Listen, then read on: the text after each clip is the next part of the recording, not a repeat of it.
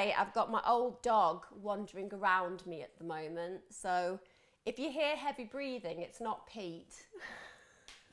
It's my 16-year-old Labradoodle, Poppy, who's getting on now and she's not so well. So she's taken to following me everywhere. And because she's old and infirm, so to speak, I don't want to not let her. So she's currently just by my side. If you see my arm going like this, that's why. She's having a bit of a wander at the moment in the lounge. How are we all? How's it all going? How are we feeling? I've not actually experienced the world outside yet because I've been doing bits and bobs in my house. What's anybody else been up to? Anybody else been up to anything exciting? Somebody tell me that they've been to like a restaurant or the pub, something like that. Anybody tell me something that you're doing socially? Know that a lot of people are experiencing massive anxiety at the moment. I know that there's loads of things in the press at the moment that are really anxiety provoking. Just going to put that out there because I think that even I at the moment, when I occasionally glance at some journalists' work, I do find my hackles going up at the moment. I was witness to Sheila Hoggerty suggesting that people who don't want to take the vaccine should have poison put in their coffee, and a lot of people mirroring those kind of thoughts and ideas. And I just find the level of absolute disrespect towards people who just aren't ready for something or just want to wait or just feel too young to be placed in a situation where it's acceptable for commentators to feel that they're allowed to be so aggressive and hostile just is resonant of times that have gone by that we're meant to have learnt from. And I really understand and empathise with people when they're starting to get in touch with me and feeling really scared. And what happened in the war, of course, we're not talking about a similar situation. I'm just bringing in a particular experiment that happened. There were the Nuremberg trials, which I'm sure a lot of you are aware of. And basically the Nuremberg trials created a code, which was an ethical code really, a philosophy more than a law, which suggested that people must always have autonomy over their body and so on and so forth. But the same year that that was actually brought to trial and the doctors were convicted and consequently hung, which is a horrible thing, but nevertheless that's what happened. A guy called Stanley Milgram did a test about authority, and he put people in a room. He was wearing a white coat, the doctor, and they had a glass screen, and as far as the participant who was contributing to the exercise was concerned, the person on the other side was getting electric shocks. And even in the year that the Nuremberg trials had been held, in the year that we had been through the most horrific genocide, Milgram proved that all you needed was an individual in authority to tell you to do something, and even when people didn't want to, they did it. So they thought that they were blowing essentially an electric volt through somebody's body, and the person was crying out in pain, asking them to stop. And even though they were very uncomfortable with it, they actually went ahead and they did it. And it feels to me at the moment like Milgram's experiment is still very resonant today, that basically, as many people can just be convinced that it's acceptable to treat other human beings who have a different piece of view and point of view to them with malice. And I think that it's okay to feel very anxious about those kind of things, but I do want to also be out there saying that, be reassured that it's okay to have the way and feelings that you have, but it's never okay to project those feelings in a negative way onto another human being. I know you don't need a lecture, but I'm so tired of seeing people who get to be on the radio and have their own television, shows and their own columns in newspapers, which are just viciously attacking people. I don't know when the word anti-vax became weaponized so much. As you all know, my children are vaccinated, but just because somebody has the children vaccinated doesn't automatically mean that they want to go ahead at this moment in time to do it for themselves, and that's okay. That's what life and choice is about. But suddenly it feels a bit like people are being attacked for not even being in the category they're being attacked for, not that it's okay to attack anybody. And this society that once I used to think was the best society in the world, I've always thought that the UK is the best society in the world. I genuinely did. It's one of the reasons I didn't emigrate to Australia when I was given opportunity to. It's the reason that I stayed here instead of going to other countries, because the British public to me are where my heart is, and the British public, I believe, genuinely have a determination and fastidiousness about justice and social conscience and caring and compassion for autonomy, equality and democracy. And it's very strange at the moment to see public figures who feel so comfortable being highly abusive to people. And I want to apologise, because as somebody in the media, I don't want you to group me in with that. As somebody in the media, yes, I've had very strong views on lockdowns and the impact on poverty and marginalisation. I've had views on not forcing or coercing people into things that they don't want to do, because in therapy, it's our job to protect the individual. And yet all I'm seeing at the moment is a disregard for that in the media, and people who are paid well being allowed to actually abuse people. And I don't stand for that. And I want people to be aware that whether you're the most pro-vaccine person in the world or the most anti-vaccine person in the world, you're entitled to that view and you're welcome here. And never feel that you're not allowed to be open, whether you do that with me anonymously and you want it shared with the group here, or you want to do it directly on the actual Facebook group and so on and so forth. Just don't feel afraid, because I don't want anyone to fear other people's opinions about such a simple right that all of us have. Just saying that because it is shocking me that it's okay to say, even in an ironic way, I'd want to fight them or I'd want to put poison in their coffee. Just have absolutely no idea. Or people shouldn't be allowed to go about their day-to-day lives, or people won't be allowed to work. I mean, never did I ever expect in my experience in the UK to ever hear those kind of policies being discussed. And like I said, it's not about where I am on the spectrum. It's about just respecting each other. Sorry, I had to start with that because I'm really sad at the moment about how people are being treated. I'm really sad that there is an acceptable level of abuse being directed towards people, and there is a permission base for that kind of awful vitriol, the name calling, all of it. How is that good for our mental health? How is that good for our community? How is that good for our sisters, our brothers, our mothers, our fathers, our daughters, our sons? How is that good for the way that we live our lives?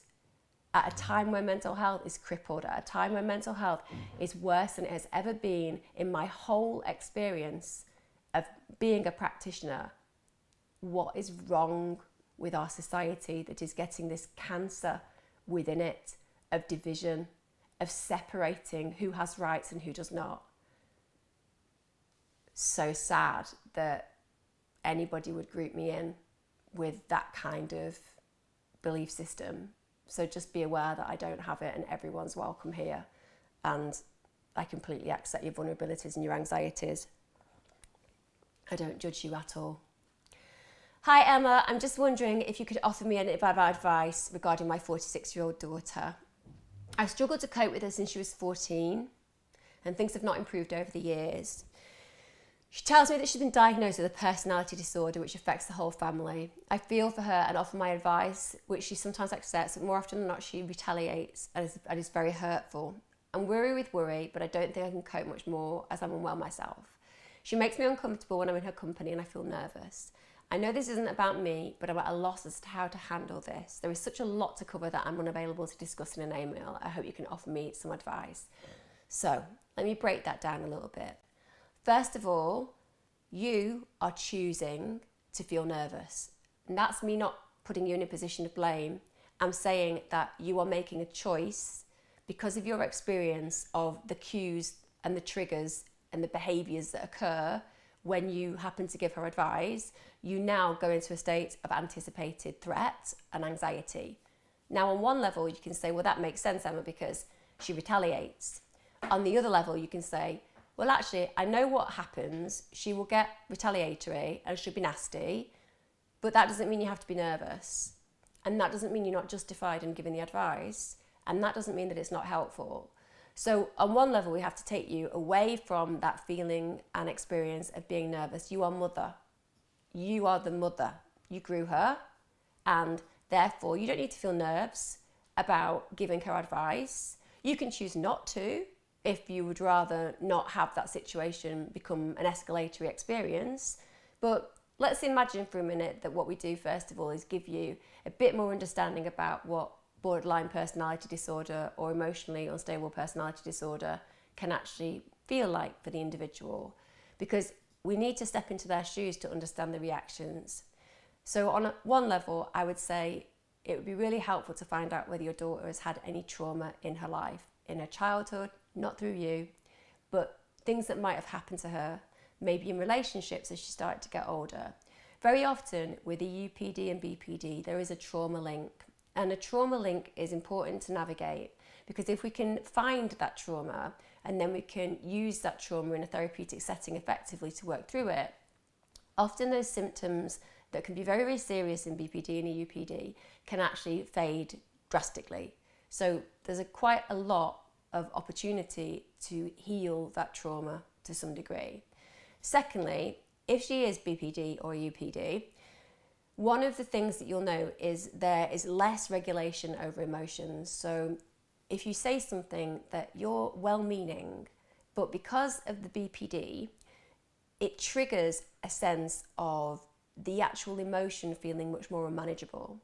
So you might say, well, what you're saying doesn't really make sense, and it sounds like some of those actions were a little bit silly. They will hear that as something really loud, really aggressive, really undermining, and really upsetting. Now, if you know that when you say it and they react that way, instead of getting afraid or worried or removing yourself, you can just allow them to calm. And then once they've run out of that feeling, because you're just going to be that calm person, and then you can carry on the conversation, they start getting used. It's almost like a coaching experience where they don't feel that their behaviour is actually going to do any of the things that they think it's going to do, such as make you leave or reject them. People with BPD also have these are all stereotypes, by the way. So some people with BPD won't feel this or all of these, and some people will feel all of them and others. But a fear of abandonment is a big part.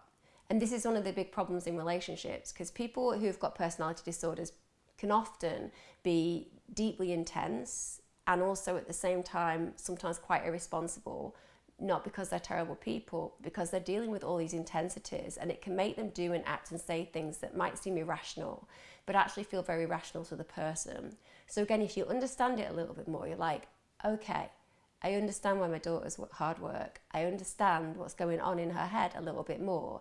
And actually, this isn't personal to me. When she's nasty, when she retaliates, when she says horrible things, that's actually coming from a place of trauma, and it's coming from an extreme of experience emotionally. And when you do that, you don't have to be afraid, because this isn't you being a bad parent. This isn't you being a bad mother at all. This is just her reaction to her pain and her emotional trauma. Also, it means that you can create some really good boundaries, because BPD need boundaries. You need boundaries. She needs to know what you're capable of giving and what you're unwilling to take. That will make her feel safe. If I know what I'm allowed and what I'm disallowed from doing, even though I might fail occasionally, it's going to give me a really safe experience to know how to operate within. And you have to hold her to those. So you have to ensure that those are followed through with, whatever those consequences of boundaries are.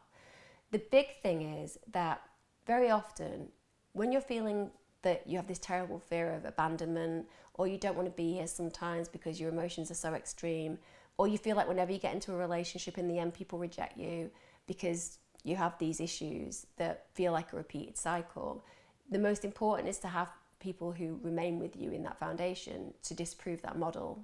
And you're doing that. So a big part of who you are and what you're standing for is you're not carrying on that cycle that she's probably experiencing elsewhere. And because of that, you disprove the theory that she is not lovable. You disprove the theory that she is not worthy.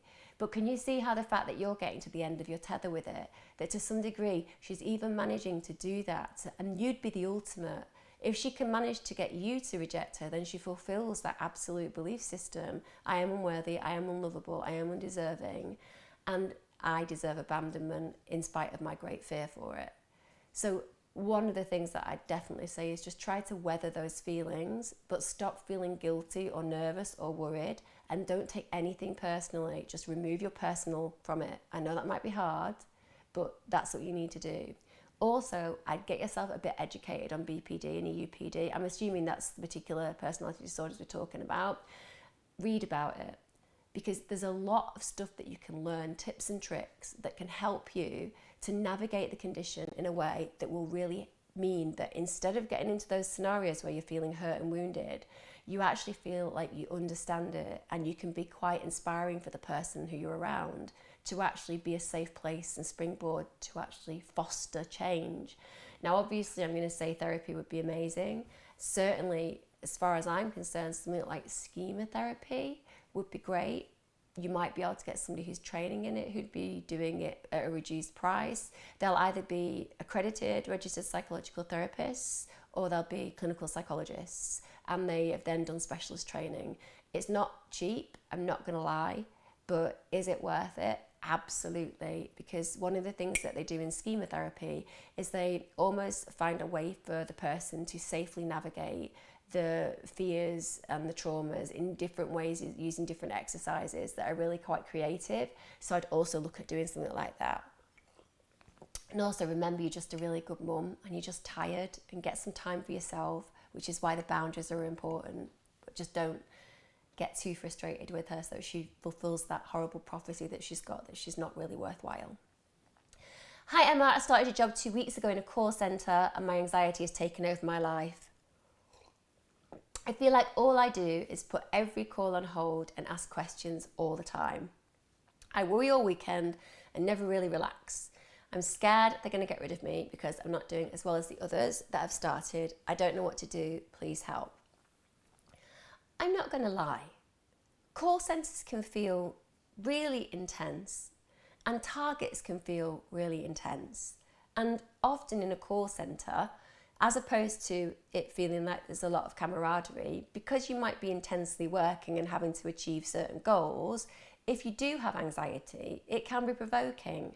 So before we talk about what can you do, let's also be really open about this idea that sometimes we get jobs that aren't meant for us. I don't know whether that's the case for you. It might be something that you love in the end. It might be something you love now.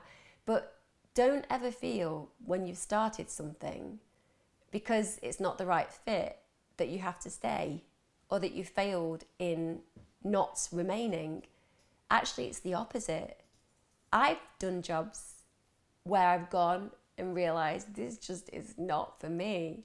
And I've always left, not because I'm a failure or I'm somebody who doesn't stick at stuff. It's just I've got like this one precious life and I don't really want to spend a day doing things that I don't like.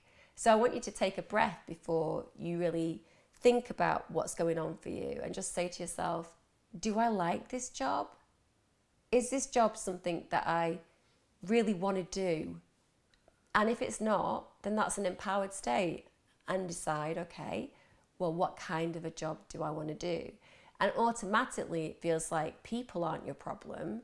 It's the intensity that's the problem. So it might be that you say to yourself, well, Tesco or Aldi, or going and working as a cashier somewhere, doing something that actually feels like I've got people around me, but not those kind of pressures. So maybe sales isn't your thing, or cold calling isn't your thing, and that's okay. And don't feel that you won't be able to just walk into another job, and know that the landscape is more bleak than it's been before, but you're obviously very employable. So explore new avenues. You can stay in that job whilst looking for another. Secondly, let's take the worst case scenario. Let's just do it. They decide that you're no good at it, and they tell you that they don't want to carry on your contract. Okay, well, that's going to hurt. It's going to smart a little bit, but it will also free you up to explore other options, and you will be caught by the benefits system. That's your very worst situation. So let's think about that. Your very worst scenario is that you do lose your job and benefits will pay whatever you need until you get a new job, And in between then, you can think about what you've learned and the kind of opportunities that you want to take up next. Worst case scenarios are always so important to explore, because at the moment you're catastrophizing and you're not thinking about what would actually happen. Whereas if you apply strategy to it, it's a bit like me in the last year. Obviously, my husband and me don't get any financial support. We haven't had a penny. And on top of that, I like to do a lot of free stuff. That's what makes me happy. And as you all know, I got some horrible things written about me because of my views, and that impacts most definitely on what kind of jobs I can do and have and what I can say and all of those things in certain situations, right? And there's one thing that you can do, which is go, oh my God, this is the end. Or there's another thing you can do, which is go, okay, what have I learned? What are my resources? And how can I re-strategize and look at the worst case scenario? So that's what I'll always do. I'll be like, okay, if this is my worst case scenario, then what do I need to do to mean that I can survive that and then make myself thrive? So you repurpose, you recalculate, you budget, you redefine, you do all those things. And all the way through it, you know that that's because you're in the driving seat. You're feeling like you're in the passenger seat at the moment. You're feeling like you aren't doing what you really want to do. And that's giving you this anxiety as well. But actually, there's a lot of meat here to learn from. And part of that might be this isn't your best fit. Or part of it might be, okay, well, why do I always feel that other people are doing it better than me? Because I bet you that a lot of other people are putting people on hold. And I bet you that a lot of other people there are worried about targets, because that's sales. That's the way it is. So start seeing it as a you and start seeing it as a everyone.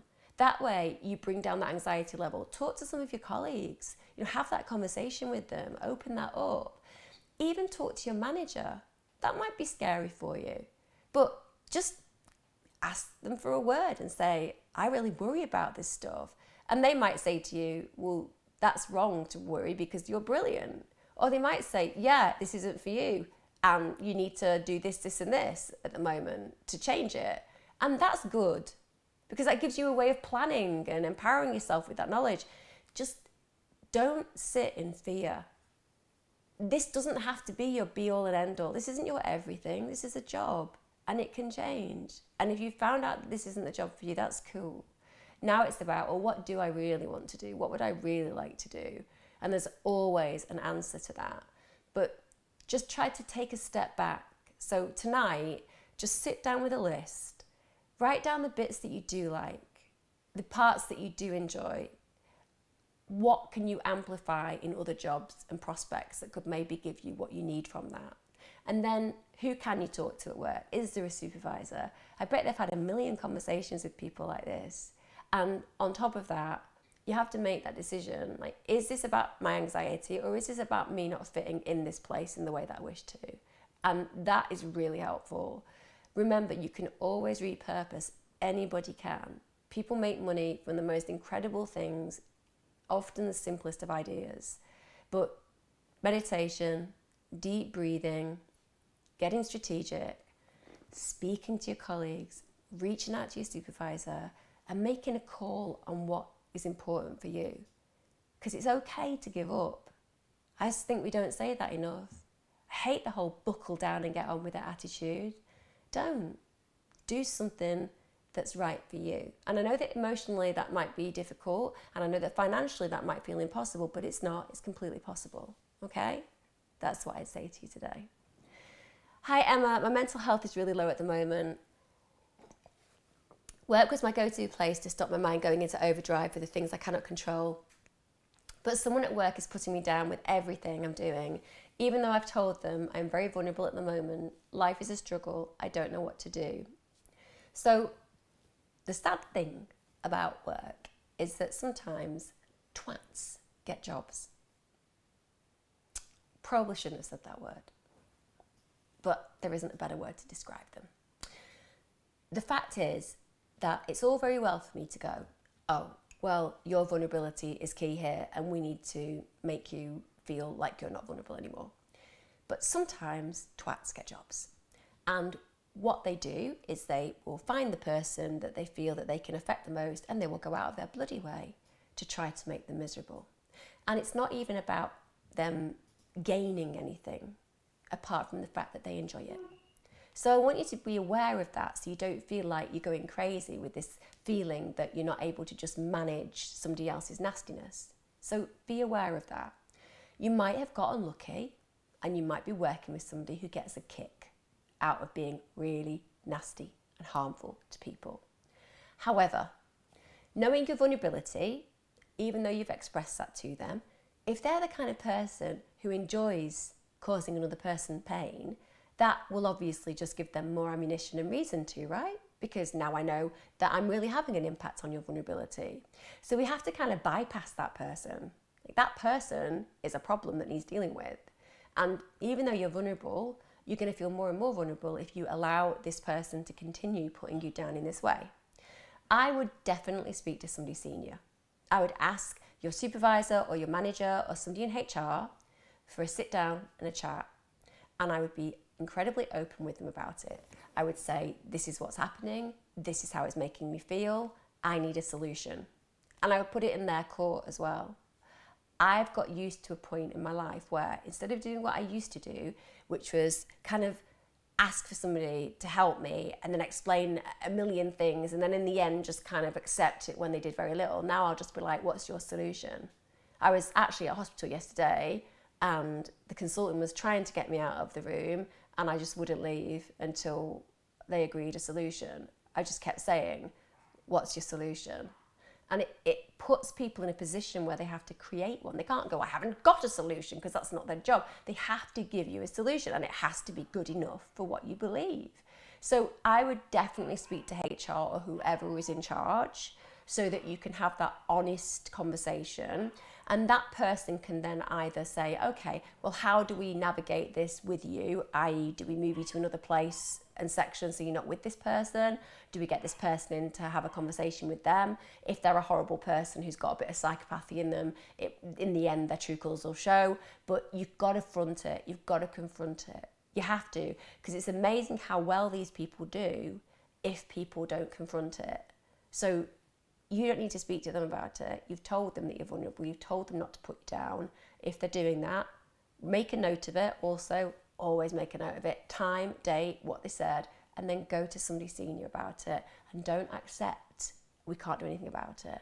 Make sure something happens. You can put grievances in. I know it's scary, but it's a lot better than going home being terrified or upset or worried about going into work because something you loved is being taken away from you. That's yours. No one has a right to take that away from you.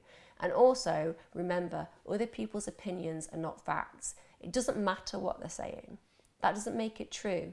You've worked somewhere for a long time. You love your job. You're clearly very good at it. In fact, it's something that benefits your mental health. They don't have a right to take that away from you. And I would arguably be that clear with them as well.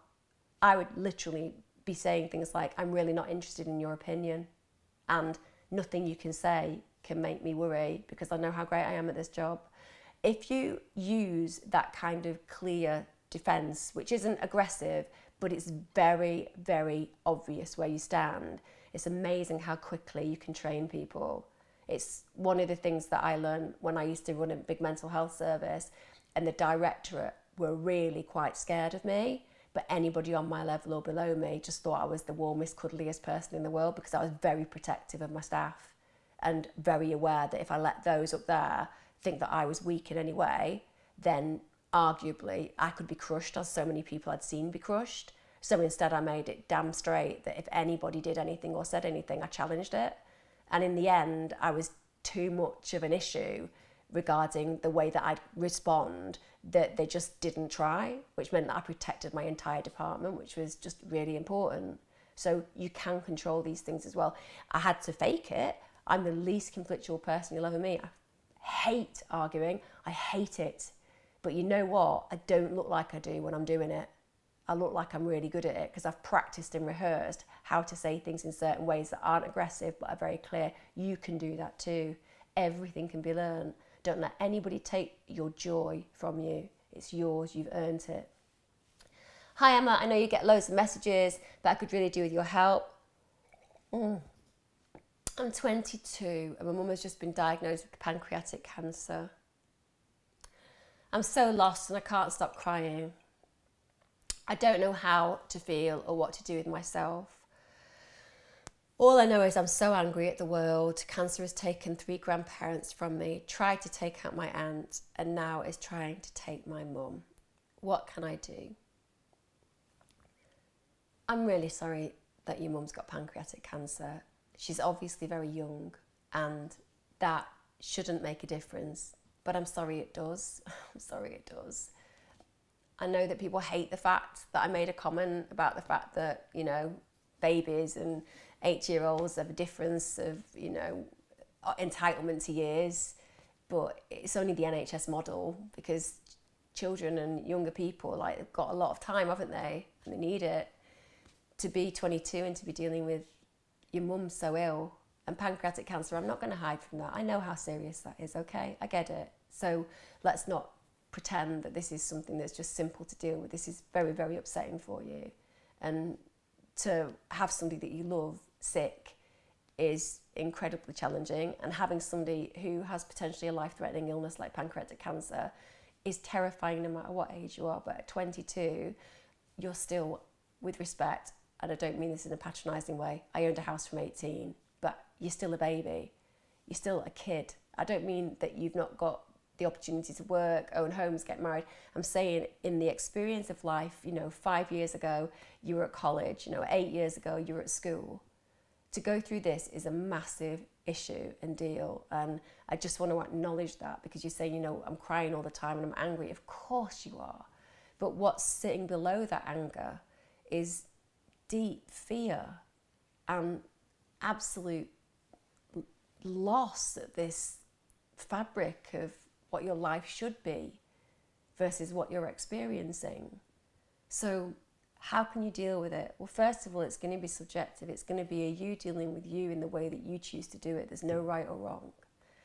2, it's okay to be angry. I'd be so pissed off if that happened to me and my mum. I'm pissed off that my dad killed himself and he was 78.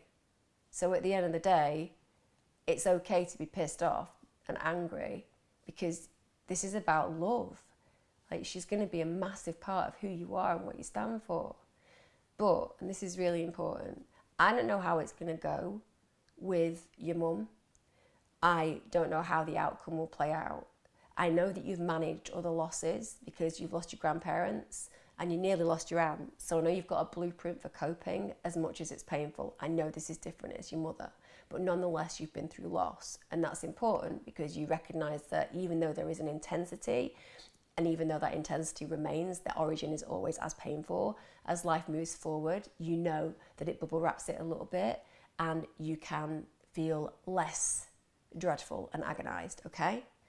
But what you can do at this moment in time is recognise that mum is here, and hopefully the treatment will be really great. But she's here right now. So the energy that you're spending on crying and being angry, it's going to be so much better spent turning that into connection and joy and experience with somebody that you love and are devoted to. Because that fear is what you feel. It's not anger. Anger's just the immediacy. We feel angry when we don't want to really feel the emotion, believe it, because it's too painful to do that. Whereas if you just accept that and go, I'm just really scared, I'm just really, really scared, that's okay. Because when we feel really scared, we know that there is a courage that's coming. That fear is being presented so that we can work through it and find our strength and courage. And you can find strength and courage even when facing the most challenging of circumstances. So now it's about, okay, I don't have control over the pancreatic cancer, but I do have control over the relationship that I have with my mother. And I do have control of the stories that I can tell her about what she means to me.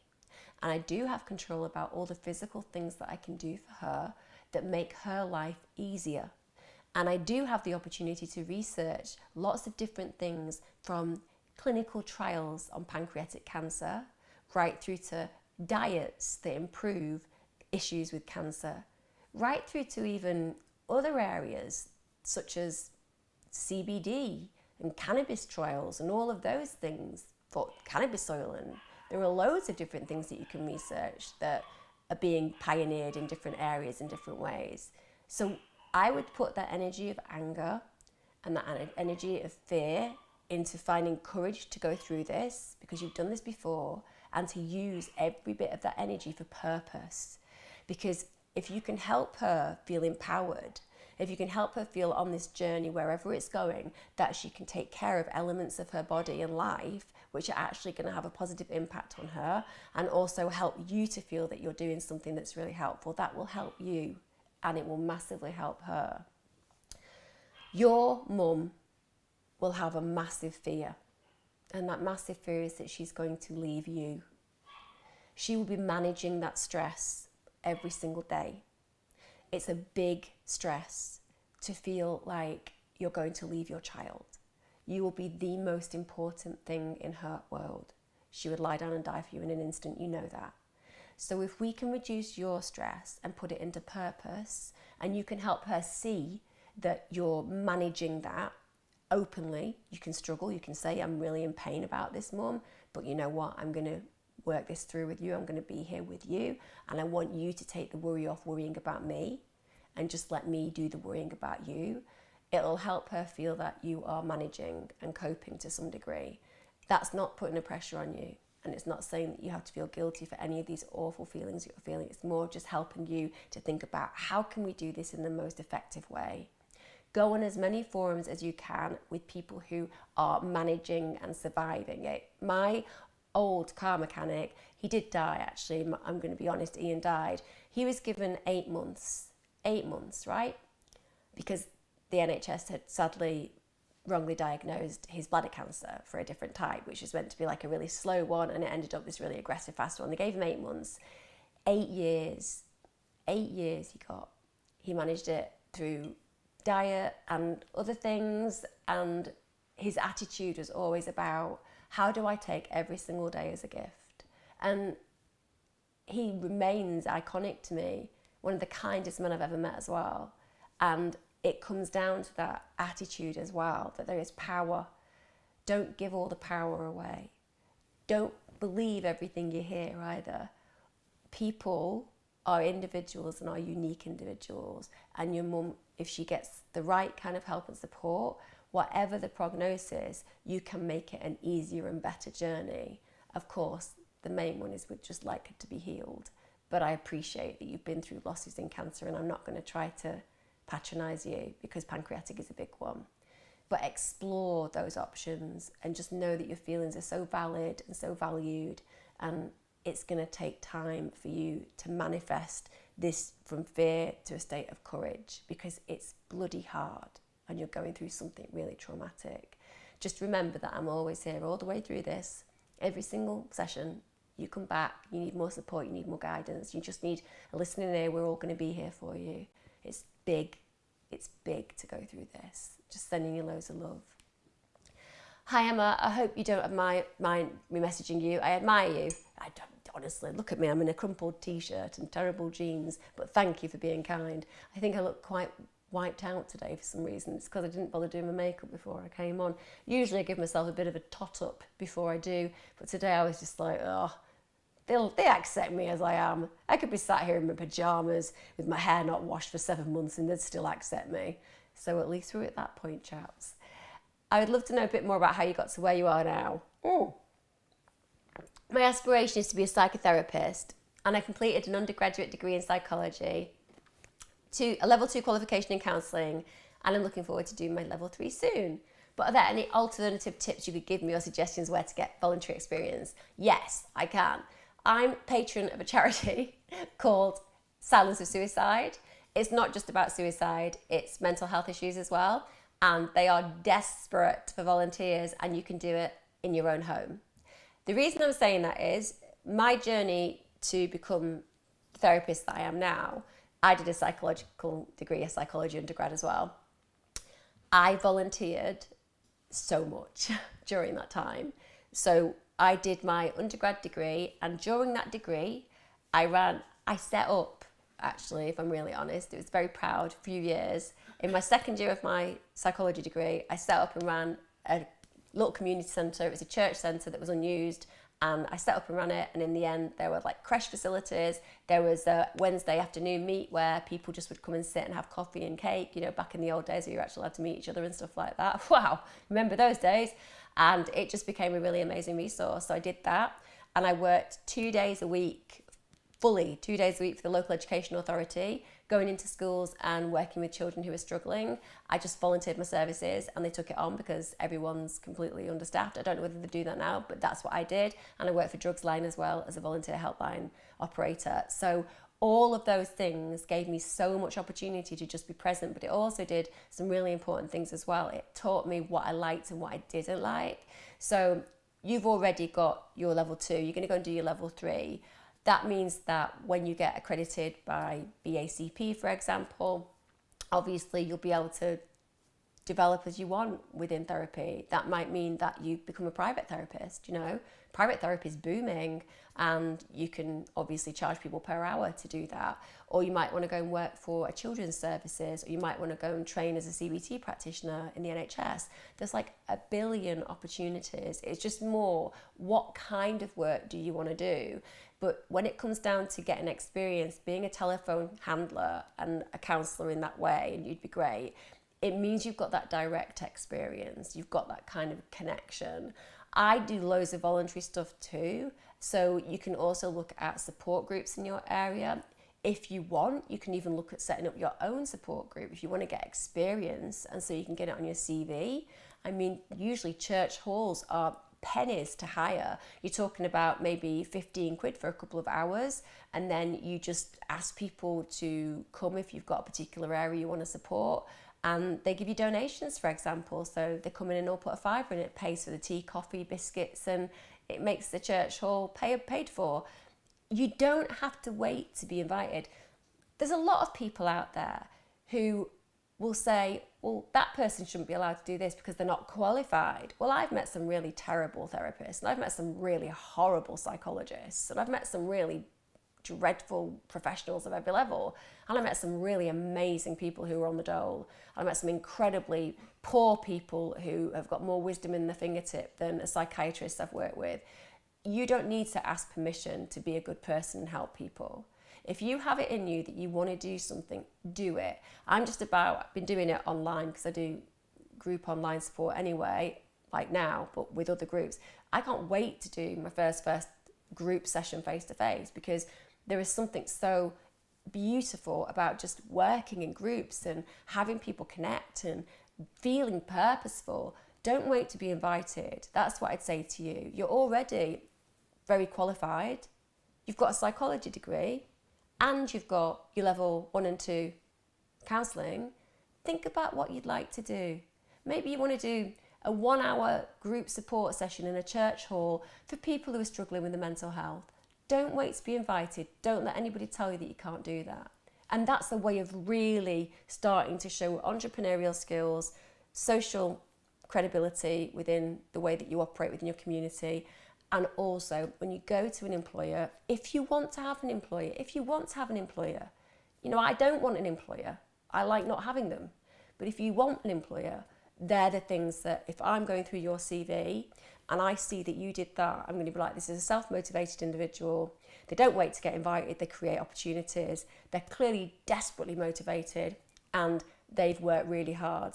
And the other thing is as well, if you're going to do your level 3, you want to be getting your 400 hours. I think it's still that. It was when I trained, I had to have 400 hours of supervised therapy. So that's one of the things that I start working on as well. So ring around like different places that have counselling. You know, it might be your local council have got practitioners working in social services, or, you know, the NHS, but you can always try to find placements to do your specialised hours. And that can be really helpful as well, because then you're getting direct experience and you're building links with people who might be able to employ you. So do all of those things, but just don't wait to be invited. Don't let anybody tell you that you can't be resourceful and useful at a point where you've not got the full qualifications. I'm struggling to deal with a termination I had last year. It was the right thing to do for financial reasons and just not being ready for another, but in my heart I wanted it. I constantly get upset about it out of the blue, and I find it hard to bring it up to people to talk about. It's such a taboo subject. Oh, my love, I know. One of the things that I wish would change is the way that abortions have become so normalised that women often think that because it's so normalised, it's going to be easy. I feel like there is a really big PR campaign needed to say to girls and women, abortions can seem like something so simple, but unless you've really analysed and explored the impact, then you might deal with some substantial trauma afterwards. And we don't. There's almost like this desire to make women feel so okay about abortion. And believe me, I believe women should absolutely be okay having an abortion only if they have absolutely the awareness and the analysis and the real conscious understanding of the fact that they definitely don't want that baby. And the thing is, if you and I had sat in a session and you'd said to me, I'm doing this for financial reasons, but really I'd like it, I would have really tried hard to get you to think more widely about it, particularly because you've got a child, and therefore I know that as a mother you know the feelings, and no one can understand what it's like to be a mother until you're a mother, whether that's adopting, having a baby, naturally, surrogacy. The minute you hold that baby in your arms, it's a completely transcendent experience. Nothing is ever the same again. So you also have this physical experience of what it's like to love a child. So you're beating yourself up with that as well. I think we really fail women a great deal when we don't have those conversations enough so that you go in thinking it'll be fine, it's for financial reasons, it makes sense. And actually, often they'll say, yes, that does make sense, that's a good reason, but it's the emotion that you're not ready for. You're a loving mother. That's why you feel this. Because even though you've done nothing wrong, you're a loving mother. So how could a loving mother not feel this connection with the child that they didn't have, albeit for all the right reasons? It's not because you're bad. It's not because you've done anything wrong. It's actually the opposite. It's because you're a compassionate, loving, responsible human being who is a mother.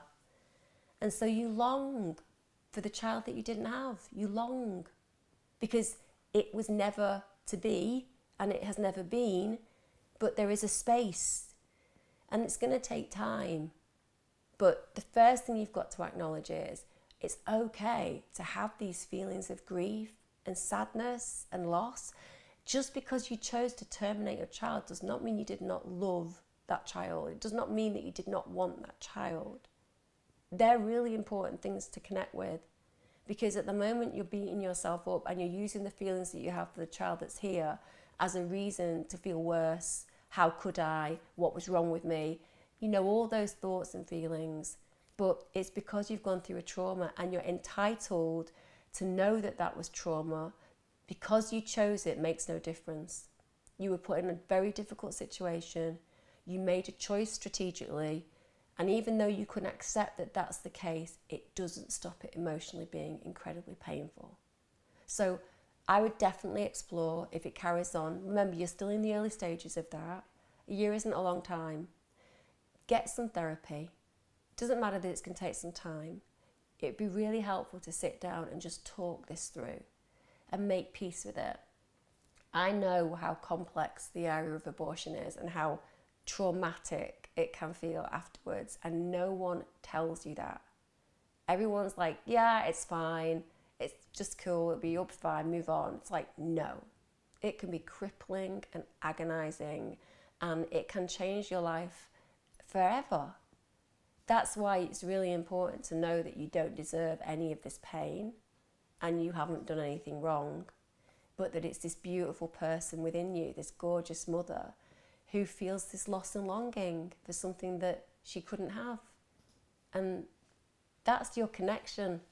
I'm a bit of a believer, as you know, and like the big beautiful beyond and consciousness, that soul is always going to belong to your soul. And I think that your journey will find its way in the end, even though it won't be in this dimension, in my own opinion.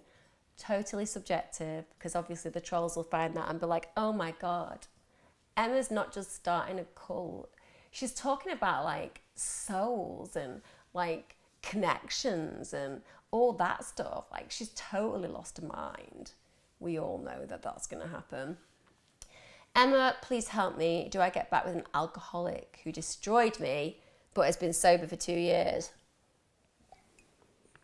God, I mean, don't put that in my hands. I mean, no, I don't mean that in a nasty way, but, you know, I can't answer that question because you know your experience and I don't.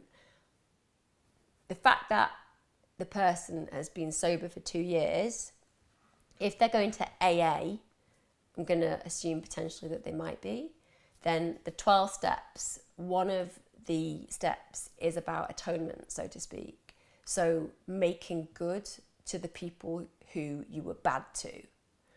But even though that's the case, which arguably could mean that your ex is now totally different, completely reformed, and very different in their personality, you also get shitty humans who were alcoholics, who were just shitty humans, who also used to drink a lot. So I don't know whether this is about your relationship and him being reformed and a lovely person now, and it was just the alcohol that caused the toxicity, or whether he was an arse who just drank a lot. That's what you have to ask yourself. I wouldn't get back with them at this point. I think if you want to get back with them potentially, I would give it between 12 months and 18 months, and I would set a series of tasks.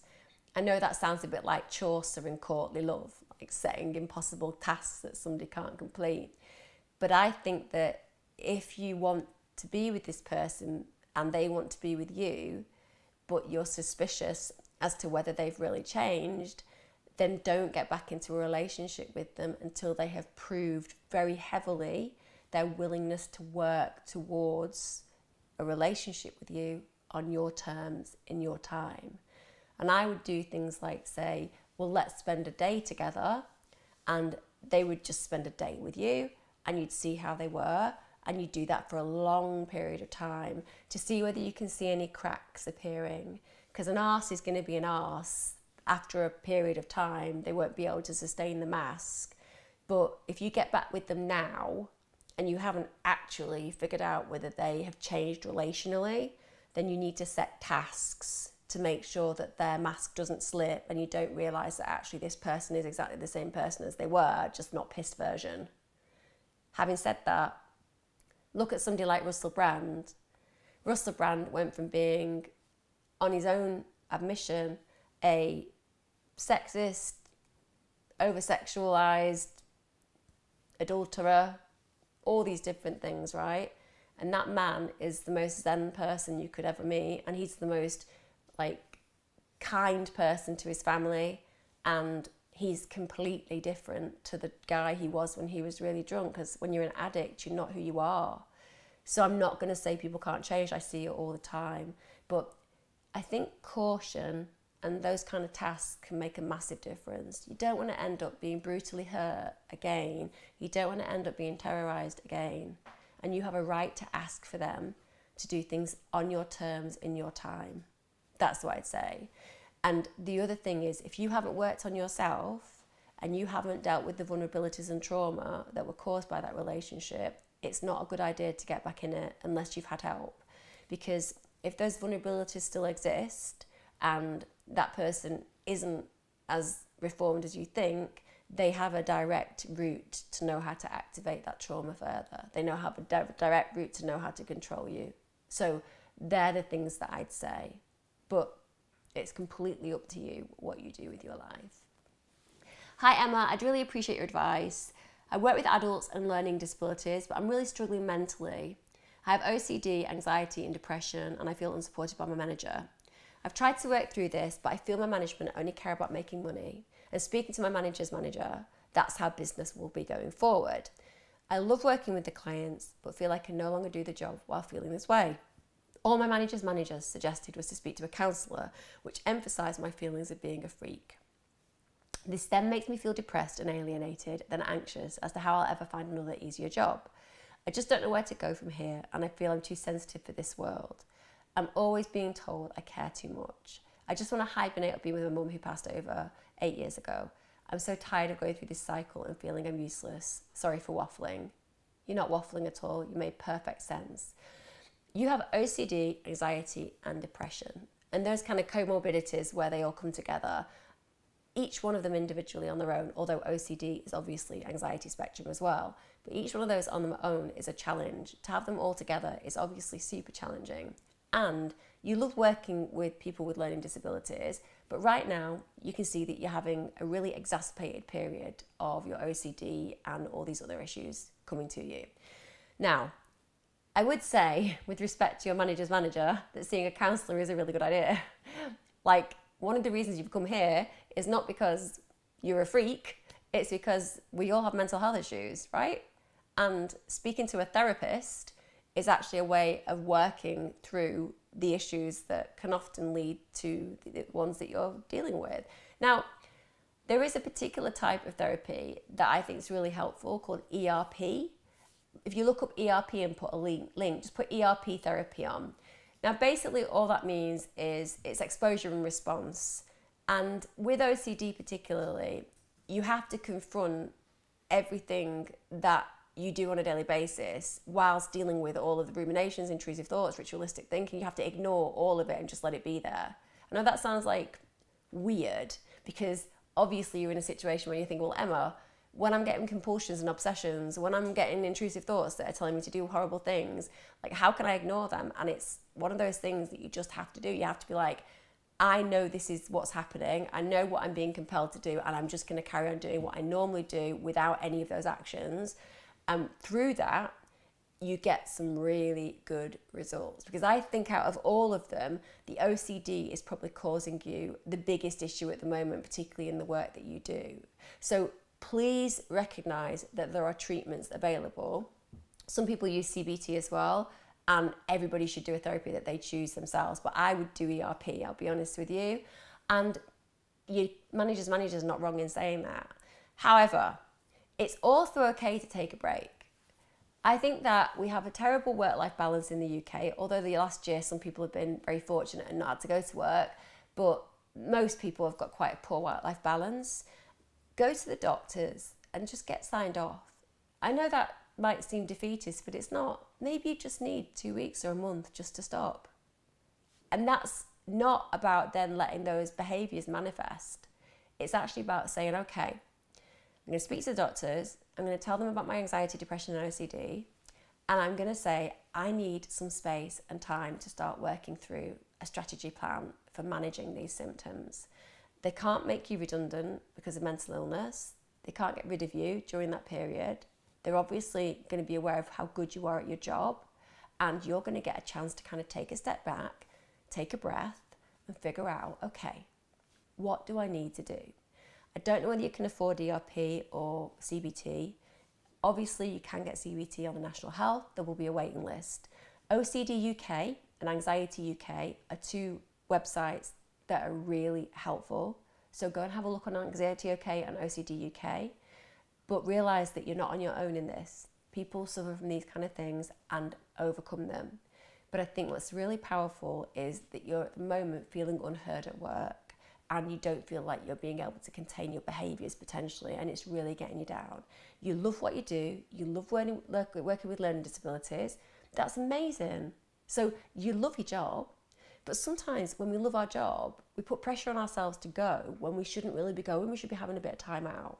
So just have a chat with your GP, see if they come to the same conclusion and sign you off at least for a few weeks, and then just spend that few weeks going, okay, I'm going to learn as much as I can about managing my conditions. I'm going to do meditation every day. I'm going to go for a walk outside every day. I'm going to do some exercise. I'm going to really think about what I'm putting in my body. I'm going to really look after me, instead of feeling like you've got to be this perfect person who gets on with things in spite of the adversity they're facing.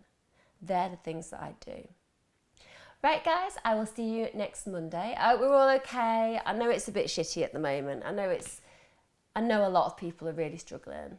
And I know that with all the talk that's going on at the moment, it can feel draconian.